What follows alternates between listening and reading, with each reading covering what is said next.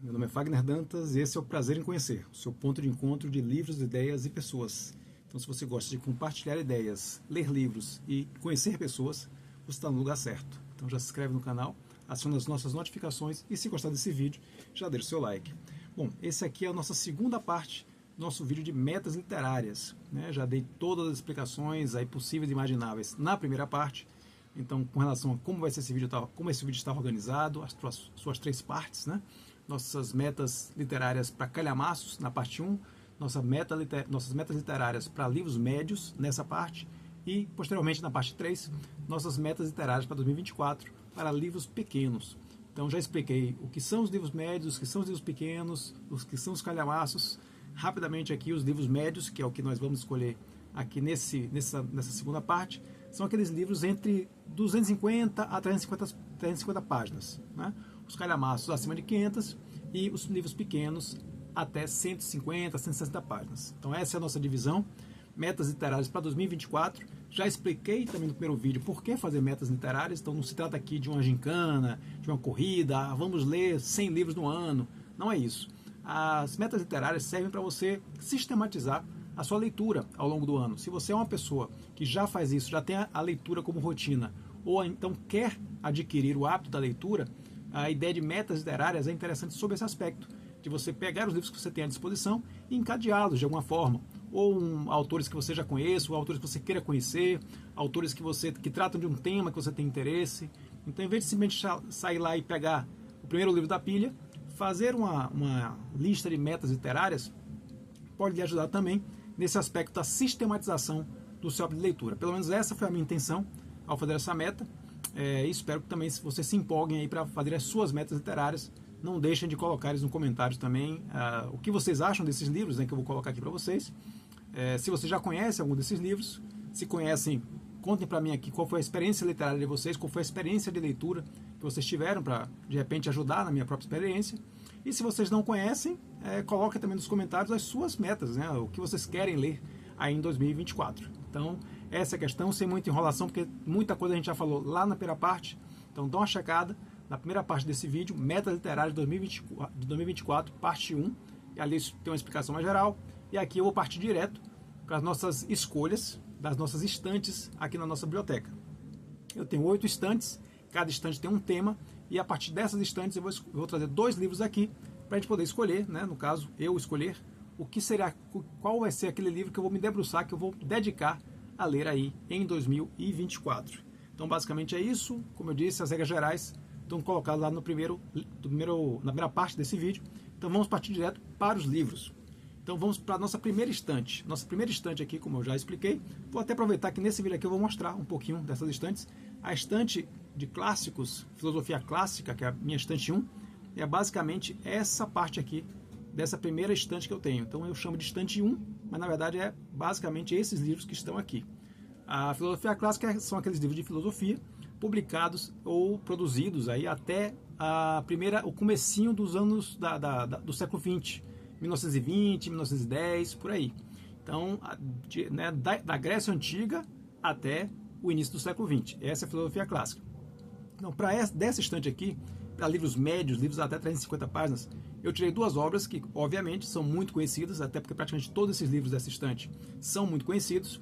2 obras basilares. Uma, talvez, né, um dos livros mais conhecidos aí de toda a filosofia, e outra não deixa de ser um livro bastante conhecido, talvez até um pouco mais no campo da economia, mas eu trago para o campo da filosofia clássica porque é um livro que não se ateve apenas à questão econômica, mas é utilizado em muitas outras reflexões sobre a sociedade. Então eu vou trazer aqui para vocês 2 obras que são clássicas, 2 obras que são basilares para o entendimento da nossa sociedade, da evolução das sociedades.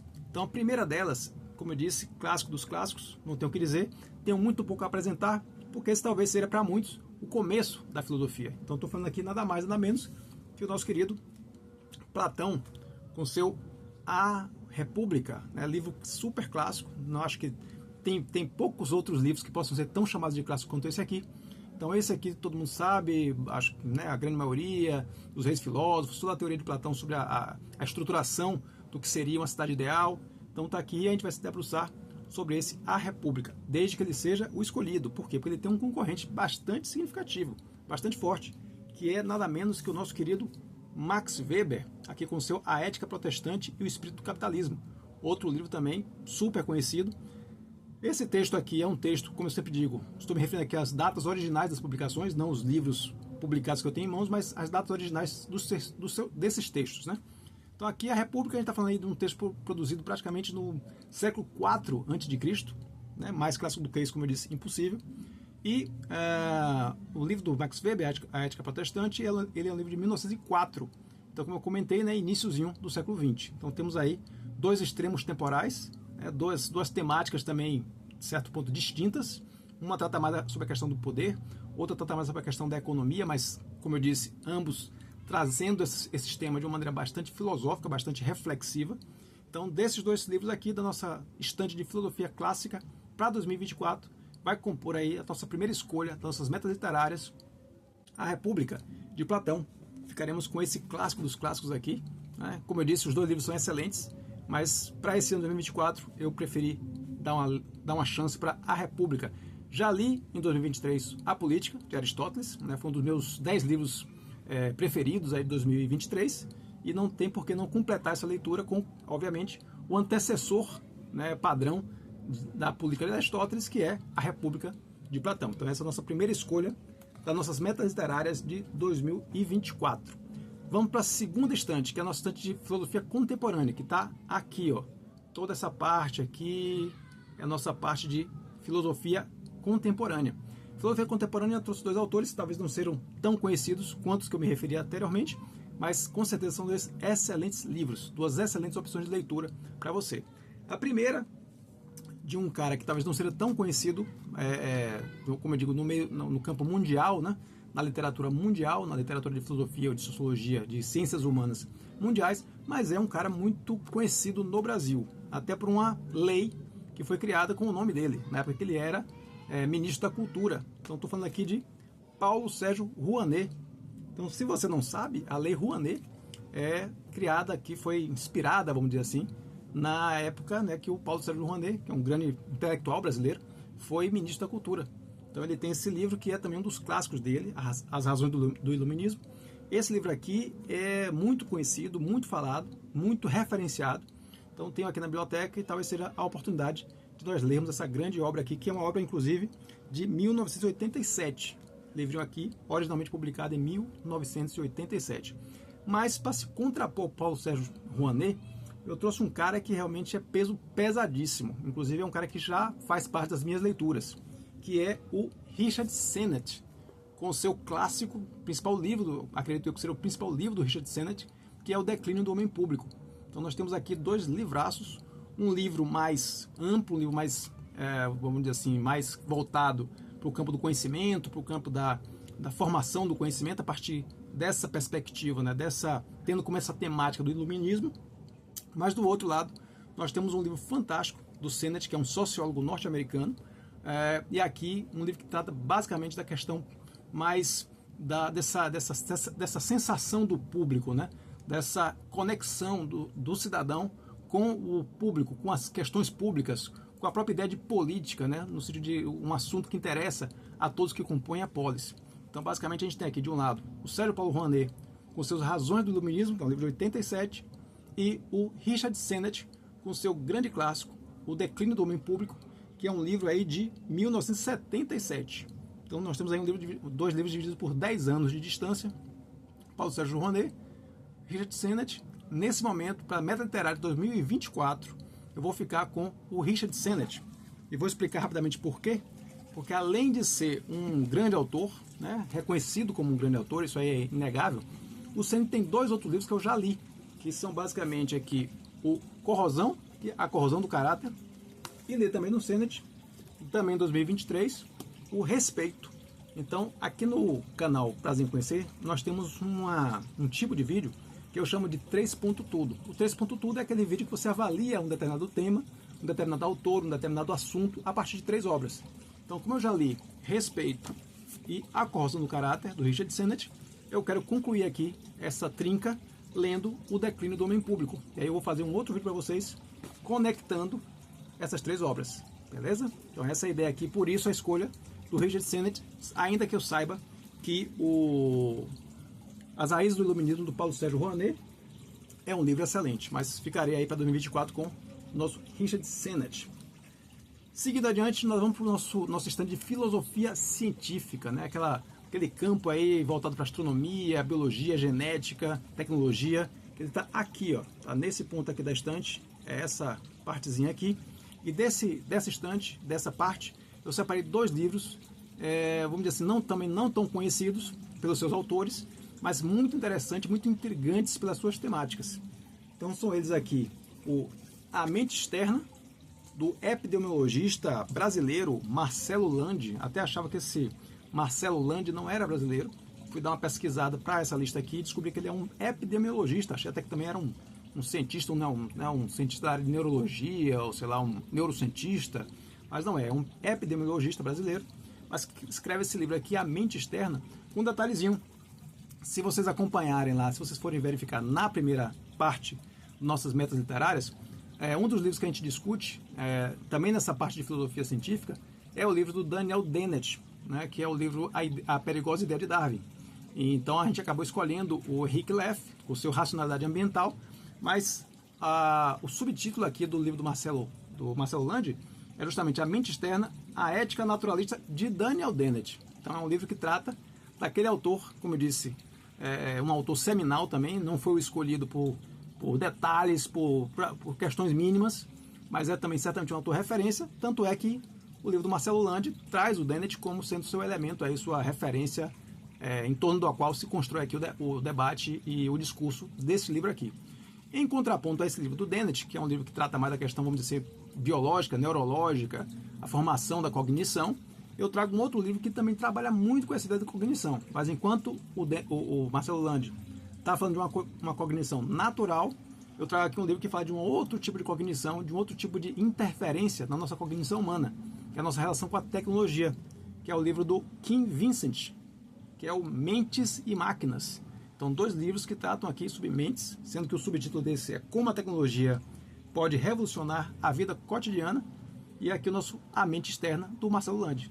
Marcelo Lande, epidemiologista brasileiro, e o Kim Vincent é um tecnólogo canadense, tá? Um cara que traz um discurso, uma longa trajetória de grandes pensadores canadenses também, diferentes daquela veia principal, né, que nós temos aí os autores norte-americanos, os autores europeus. Então aqui temos um autor canadense, tipicamente canadense, e nós temos um epidemiologista brasileiro, se contrapondo aqui, Mente Externa ou Mentes e Máquinas. E para essa meta de 2024, só lembrando aqui novamente as datas, eu gosto sempre de lembrar as datas porque coloco o livro dentro do contexto. O Mente Externa é de 2008, melhor dizendo, um livro bastante recente, 2018. E o Mentes e Máquinas é um livro de 2003, tá? Então temos aqui um livro de 2018, um livro de 2003, 2 livros que tratam sobre a questão da cognição, do entendimento, da compreensão e como esse processo tão vital para o ser humano, ele sofre interferências, né? Sofre interferências do mundo externo, sofre interferências das máquinas. Então, para essa meta de 2024, no campo de filosofia científica, eu vou ficar com Mentes e Máquinas, do Kim Vincent. Então, achei bem interessante essa temática aqui, acho que vale a pena dar uma investigada, dar uma aprofundada maior num livrinho, que vocês veem aqui que é um livrinho que, né, denso, então ele certamente vai trazer umas boas reflexões para a gente aí em 2024. Então, seguindo adiante, vamos para a nossa estante de política, né? Que é todo esse campo aqui, é o finalzinho dessa estante, aqui, tudo que acaba aqui, daqui para baixo, é a nossa estante de política. Então, vamos lá com 2 livros, também, eu diria, talvez não tão conhecidos, mas com temáticas aproximadas, mas muito distantes no tempo também, isso é interessante. Ele é mais antigo e mais teórico, ele é mais uma visão teórica sobre o aspecto político, e o outro é uma visão bem recente e bem direcionada, bem prática, focada num momento que o mundo estava vivendo, a partir do momento que o autor escreve, por isso que eu gosto sempre de trazer aqui as datas originais dos livros, para vocês terem claramente a percepção de em que contexto histórico esse autor está escrevendo, tá? Então eu vou trazer para vocês aqui primeiro o clássico. Esse aqui é o livro do Anatol Rapoport. É um matemático russo que foi naturalizado norte-americano. Esse é um livro de 1960. É um livro, como eu disse, né, do início da segunda metade do século XX. mas é um livro clássico sobre o aspecto da lógica de ação coletiva. Então, o que é que move as pessoas num ambiente de embate, muitas vezes, como ele fala aqui da questão das lutas, mas também de jogos que envolvem interação e também de debates que envolvem uma interação que não necessariamente você quer eliminar o adversário, mas você quer talvez sobrepor o adversário do ponto de vista ideológico, do ponto de vista das suas ideias. Então, esse é um livro bastante interessante, é um livro bastante basilar, né, estruturante, para discussões de cooperação entre seres humanos, cooperação racional entre seres humanos, e o que é que está envolvido, né? Quais são os elementos que estão envolvidos, quais são os elementos que determinam o formato dessas cooperações. Então aqui ele escolhe aqui três interações diferentes, né? E quais as regras dessas interações? As lutas, os jogos e os debates. Como é que o ser humano se comporta e que elementos movem o ser humano nesses ambientes de embates. Por outro lado, eu tenho um livro que, teoricamente, vai falar sobre um possível fim desse embate. Mas será que é um fim mesmo? Será que esse fim se comprovou? E será que esse fim não quer dizer apenas uma submissão imediata e uma revolução futura? Esse é talvez a proposta que se coloca aqui o Moisés Naim, com seu livro O Fim do Poder. Esse livro é um livro bastante recente, um livro de 2013. Então a gente está falando aqui de um clássico de 1960, de um russo naturalizado norte-americano, o Anatol Rapoport. Estamos falando aqui de um cientista político venezuelano, o Moisés Naim. O Moisés Naim é bem conhecido pela sua participação como articulista do El País, né? O famoso jornal que circula aqui na América Latina. Então sempre eu vi muitos artigos do Moisés Naim nesse jornal, que eu tenho também a newsletter, e foi daí que eu conheci o Moisés Naim, e fiquei muito interessado nesse livro dele aqui, O Fim do Poder, e acho que faz um contraponto interessante com esse livro que trata de quais são os elementos nessas disputas, e nesse livro que teoricamente está falando aqui de um fim de disputa, né? Quando você consegue uma supremacia de um determinado poder, ou o fim de uma disputa que na verdade é muito mais o começo dos ressentimentos que vão levar a disputas futuras. Não sei, como eu disse, não li nenhum dos livros, estou falando aqui apenas das primeiras impressões de título, de subtítulo, de orelha. Então basicamente é isso. Pode ser que daqui a algum tempo eu venha dizer para vocês que esse livro não é exatamente o contrário do que eu imaginava. Isso é bem possível. Mas por enquanto eu fico nessa escolha do Luta, Jogos e Debates, do Rapoport, ou Moisés Naim com seu Fim do Poder. Nesse caso aqui, para essa escolha, particularmente para essas metas de 2024, eu vou ficar com Lutas, Jogos e Debates, do Anatol Rapoport. E isso vai ficar mais claro em algumas próximas escolhas que eu vou fazer, porque ele se dedica a estudar essa lógica da ação coletiva. E essa lógica da ação coletiva é tema de outros livros que eu já venho lendo, já tenho lido, e acho que seria interessante em 2024 fazer um apanhado aí dessas várias leituras que eu tenho feito sobre a ideia de lógica da ação coletiva, a partir da leitura de dois clássicos. Um clássico é esse aqui, e o outro eu vou mostrar agora para vocês, na nossa próxima instante. Mas para política, bastante de política, as metas literárias de 2024, então vamos ficar com Anatol Rapoport e o seu Lutas, Jogos e Debates, de 1960. Próximo estante, economia, vocês não estão vendo, ela está numa outra estante aqui, do lado, né, no contraponto aqui. Vamos botar assim? Bom, tá aqui no quarto, isso aqui é importante. Mas a estante de economia, obviamente, trata todas as questões de teoria econômica, história econômica e assim por diante. E eu trago aqui dois autores, os dois, para quem é do campo da economia, super conhecidos. Esses aí não tem como a gente desconhecer. Mas um deles talvez seja mais popular, porque transita ali numa temática que interessa muito a gente, que é a temática da desigualdade. É um autor que vem também de um país caracterizado, né, como um país que tem muitos problemas econômicos, que agora é uma potência, mas nem por isso deixou de ter uma grande situação de desigualdade entre seu povo, né? Mas eu acho que é um autor que, por conta disso, ele transita mais nos meios das ciências sociais, da economia, enquanto o segundo ele é mais focado num campo mais específico, que é uma escola típica, que é a chamada escola da escolha racional, que trabalha muito no campo da administração. Eu conheci esse autor quando eu fazia o mestrado em administração pública na Universidade Federal da Bahia. Então foi aí que eu tive contato com essa temática, dentro do grupo da escola do mestrado de administração, e dentro do mestrado de administração tinha ainda um grupo mais específico que lidava muito com essa ideia da racionalidade econômica, né, que não era tão afeito assim aos discursos mais ligados ao campo das ciências sociais, mas sim trazendo alguns aspectos da economia para o campo da ciência social, para o campo da política. Então, esses são os dois autores que a gente vai se contrapor aqui. Apresentando para vocês, o primeiro é um autor indiano, talvez o economista indiano mais conhecido, Amartya Sen, né, com o seu Desigualdade Reexaminada. Né, esse é um livro de 1992. Amartya Sen, que tem vários outros livros, o Desenvolvimento como Liberdade também é um outro livro muito importante dele, que tenho aqui também com a gente. Talvez de repente vai ser uma próxima leitura aí. Mas escolhi para essa disputa aqui o Desigualdade Reexaminada, até por conta de um outro livro que a gente já discutiu aqui hoje, na verdade na parte 1 desse vídeo, que foi nossa outra escolha de economia, que foi a escolha de calhamaços de economia, onde a gente acabou escolhendo o livro do Thomas Piketty, o Capital no Século XXI, que trata exatamente da questão da desigualdade de renda no mundo. Então, por isso que eu resolvi trazer aqui o Desigualdade Reexaminada, do Amartya Sen, que trata, obviamente, da questão da desigualdade por esse grande economista indiano. Mas, contrapondo ao Amartya Sen, eu tenho aqui um livro que é, como eu disse, clássico dos clássicos, nesse campo, que é um campo mais restrito, mas é inegável que quem passa por esse campo da escolha racional, da teoria racionalista dentro das ações humanas, do comportamento humano, tem que passar por esse livro aqui. Esse livro aqui é simplesmente obrigatório. Estou falando de A Lógica da Ação Coletiva, do Marco Olson. Então, esse livro aqui, super clássico, conheci no mestrado de administração e tive a sorte de me deparar com ele, diga-se de passagem, numa daquelas minhas caçadas, daquelas minhas garimpagens nos sebos da vida. Encontrei esse clássico aqui, aquele que você escolhe, que você vê no sebo e seus olhos brilham. Então, esse foi o caso da minha compra aqui do Lógica da Ação Coletiva.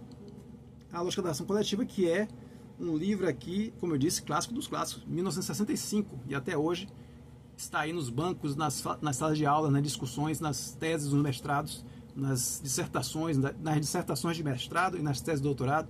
Então, o livro está sempre aí rondando as discussões acadêmicas. Então, de um lado nós temos o Amartya Sen, com seu Desigualdade Reexaminada, que trata da desigualdade de uma forma brilhante, como sempre o Amartya Sen faz.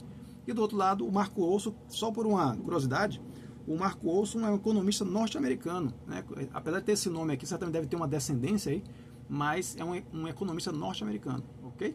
Então, nessas escolhas aqui, acho que já dei a pista aí quando eu falei do livro da escolha do livro do Anapol, eu vou me dedicar a dar uma chance para conhecer mais a ideia de lógica da ação coletiva.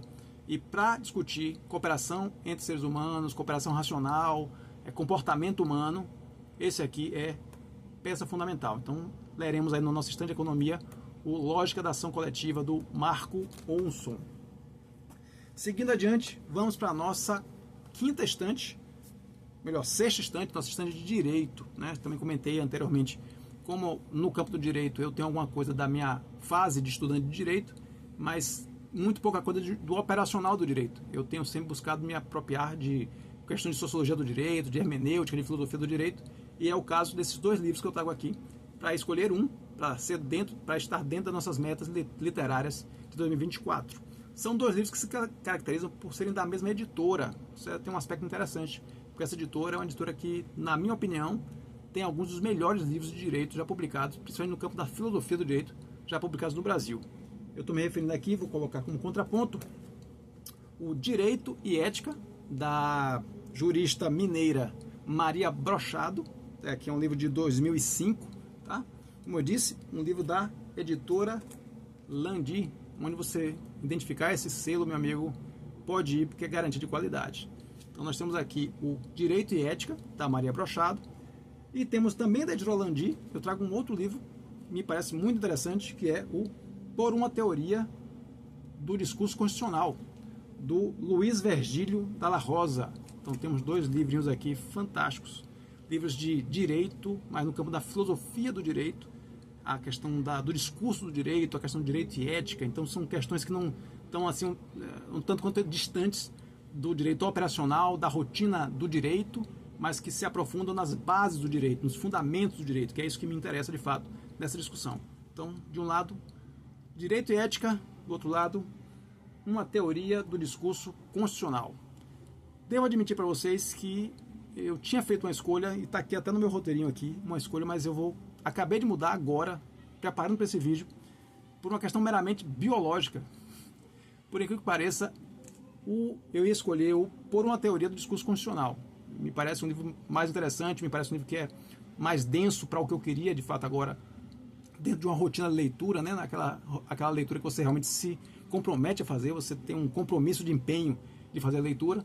Então, tinha escolhido esse aqui, mas, dando uma olhadinha agora, eu achei muito mais confortável a leitura, por incrível que pareça, a leitura do Direito e Ética. Então, como os dois são dois livros excelentes, porque estão, né, como eu disse, são publicados pela Landi, pela editora Landi, então, garantia de que qualquer um dos dois tem um texto muito bem feito, né, um texto excelente, um texto que vai trazer muita coisa pra gente, mas não sei se vocês vão conseguir enxergar aqui, vou fazer uma tentativa.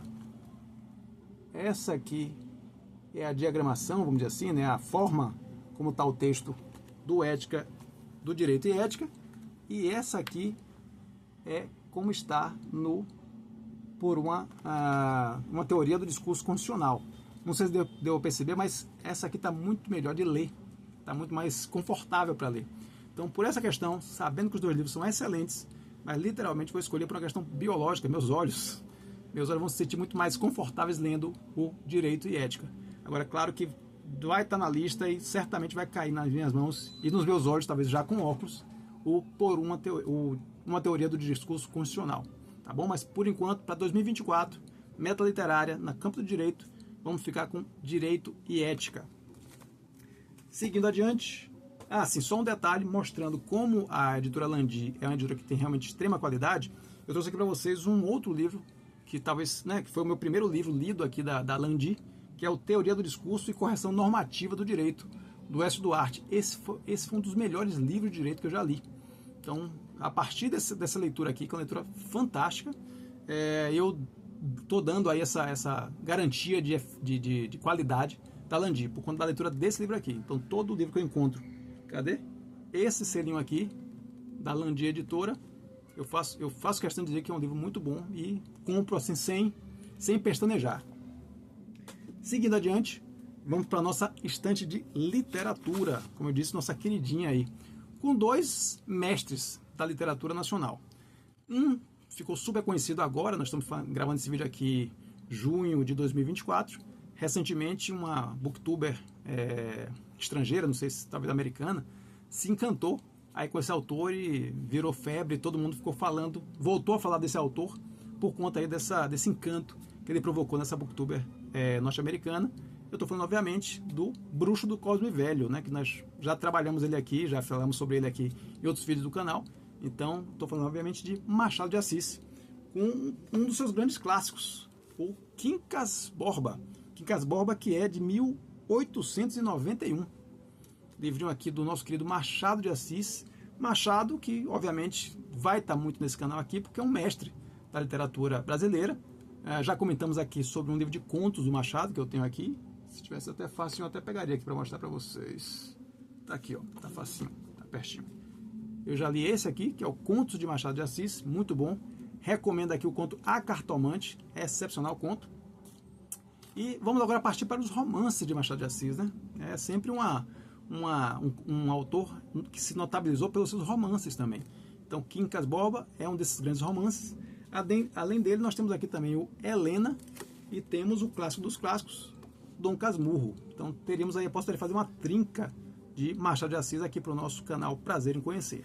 Então, de repente, pode ser que seja Quincas Borba, nossa leitura. Porém, não tenho como negar que o seu concorrente é um dos meus autores favoritos. É um autor que eu já li dois livros dele, né? Os dois livros causaram impressões diferentes, ou melhor, já li 3 livros dele. E desses 3, todos causaram impressões muito fortes em mim, alguns deles mais, outros menos, mas todos livros impactantes. Então acho que é um autor que certamente vale muito a pena, e sempre que eu tenho a oportunidade, eu vou sempre adquirir essas obras desse autor e me aprofundar nesse autor. Estou falando aqui daquele que já foi chamado de Dostoiévski brasileiro, nosso querido Graciliano Ramos, o paraibano Graciliano Ramos, com seu São Bernardo, né, um dos seus grandes clássicos aí, dos seus grandes romances clássicos, pertencentes nas listas de literatura brasileira, sempre nos top 10 da literatura brasileira, a gente vai encontrar um Graciliano Ramos e, em alguns casos, o nosso querido São Bernardo. No Graciliano Ramos, obviamente, todos conhecem o Vidas Secas, e eu li também dele o que é reconhecido por ele mesmo como sendo sua grande obra, né? Seu grande romance, seu romance mais maduro, seu romance mais denso, vamos dizer assim, que é o Angústia. Esse livrinho aqui, que é um livrinho realmente, o nome é bem explícito porque traz essa leitura aqui. Realmente é uma leitura bastante claustrofóbica, bastante que mostra uma degradação mental muito significativa do seu personagem, principalmente do seu protagonista aqui.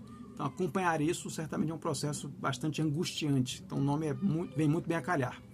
Então, nessa escolha aqui que nós temos a fazer, entre o Machado de Assis e o Quincas Borba, e o Graciliano Ramos e o seu São Bernardo, por conta disso, apesar de ter 3 livros de cada um que dariam para fazer um 3 ponto tudo, como eu comentei anteriormente, nesse vídeo que a gente trabalha, que a gente linka 3 obras que tratam de um mesmo tema, ou são obras de um mesmo autor, como é o caso aqui, mas eu vou escolher o São Bernardo.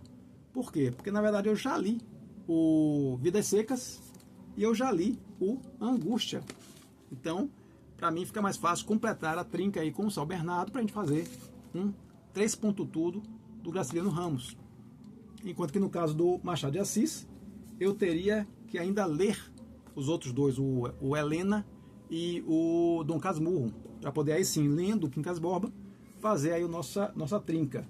E nesse caso, eu estou dando preferência aí por uma questão meramente operacional, aí, trazer mais conteúdo para vocês, finalizar o São Bernardo e aí sim, criar aí o conteúdo para um vídeo 3 ponto tudo sobre Graciliano Ramos e essas 3 grandes obras-primas, Angústia, Vidas Secas e o seu São Bernardo. Então por isso a escolha. E finalmente, para finalizar aí nossas escolhas de livros médios para metas literárias de 2024, eu vou para minha estante de urbanismo, né? E aí, como eu digo sempre, minha estante mais de trabalho, minha estante mais do meu dia a dia aí de atividade como urbanista. E eu vou trazer 2 livros, um deles um livro clássico, um livro que eu diria assim, já está no panteão aí dos livros clássicos do urbanismo brasileiro, e o outro um livro que traz essa discussão do urbanismo para dentro da nossa realidade aqui de Salvador. Então achei interessante fazer esse contraponto aí com vocês. Só um detalhe com relação eu sempre gosto de mencionar as datas. Eu mencionei a data do Quincas Borba, que é de 1891, mas não mencionei do São Bernardo. O São Bernardo é de 1934, tá? Então são 2 livros aí da primeira metade, né? O São Bernardo da primeira metade do século XX e o Quincas Borba da segunda metade do século XIX, ok? Então, voltando aqui para o urbanismo, nós vamos trazer aqui um grande clássico do urbanismo brasileiro, né, da produção literária, da produção acadêmica voltada para o urbanismo no Brasil, que é o livro do Flávio Vilaça, O Espaço Intraurbano no Brasil. Livro clássico. Esse é daqueles também que não dá para fazer o curso de urbanismo sem passar por esse livro, sem conhecer esse livro, sem conhecer o autor. Então, aqui temos o Flávio Vilaça. Esse é um livro de 1998, tá? Como eu disse, obrigatório esse aqui. Quando eu estava na faculdade de urbanismo, entre 96 e 2001, esse livro foi lançado e foi muito discutido e muito debatido na época.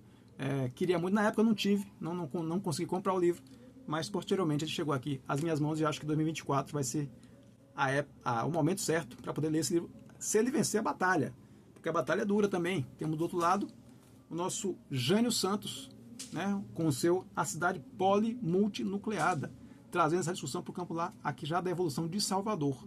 Então, de repente, a ideia é ou ler um livro basilar, aquele livro que serve aí de base para as análises de modo geral no Brasil, para entender a questão da evolução urbana no Brasil, ou já fazer o salto e já fazer um aprofundamento dessa discussão, no caso específico para Salvador, né? O livro do Santos é de 2014, super recente o livro do Santos, e o Flávio Vilaça, como eu disse, 98,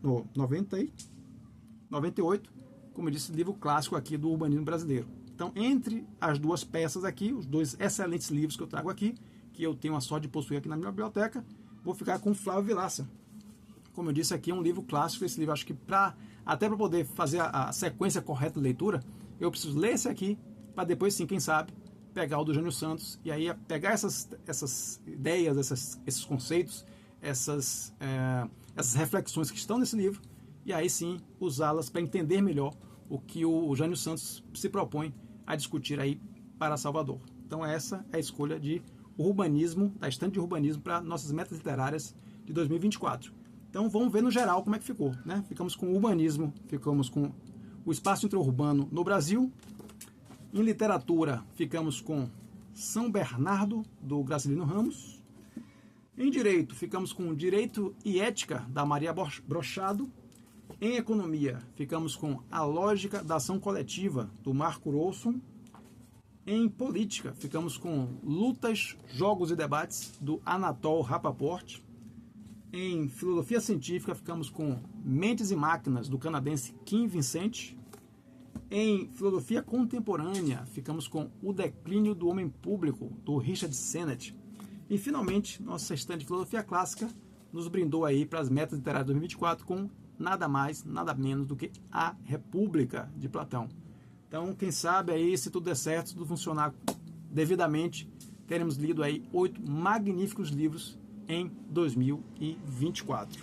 Então, esse foi o nosso vídeo aqui, nossa parte 2 das metas literárias, falando aqui de livros médios. Se você ainda não conferiu o vídeo de calhamaços, a primeira parte desse vídeo de metas literárias, dá uma conferida, está aqui linkado nesse vídeo, está aqui embaixo.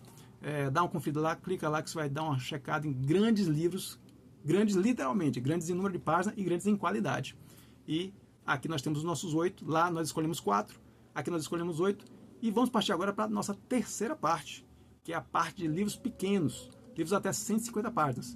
Se nas 8 estantes acabamos ficando com 4 calhamaços, e nas 8 estantes agora ficamos com 8 livros médios, de livros pequenos, nós vamos escolher nada mais, nada menos que 16 livros, 2 livros por estante. Então se preparem, porque a parte 3 vai ser uma enxurrada de dicas de livros para vocês, tá certo? Muito obrigado pelo seu tempo e lembre-se, a busca nos une. Um abraço.